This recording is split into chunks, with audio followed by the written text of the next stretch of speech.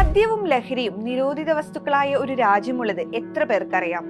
മതനിയമങ്ങളുടെ അടിസ്ഥാനത്തിൽ മുന്നോട്ടു പോകുന്ന രാജ്യമാണ് സൗദി അറേബ്യ.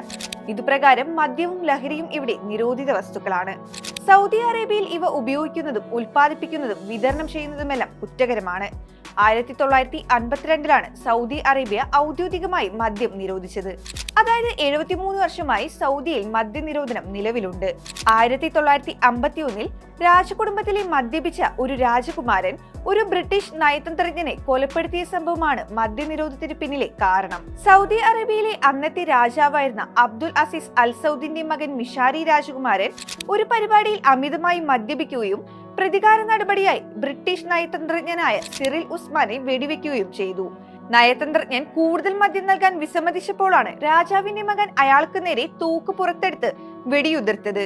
ഈ സംഭവത്തിൽ ബ്രിട്ടീഷ് നയതന്ത്രജ്ഞൻ മരിക്കുകയും രാജാവ് അദ്ദേഹത്തിന്റെ മകന് ജീവപര്യന്തം തടവ് ശിക്ഷ വിധിക്കുകയും ചെയ്തു. ഈ സംഭവത്തിന് ഒരു വർഷത്തിന് ശേഷം 1952 സൗദി അറേബ്യയിൽ മദ്യം പൂർണ്ണമായും നിരോധിച്ചു.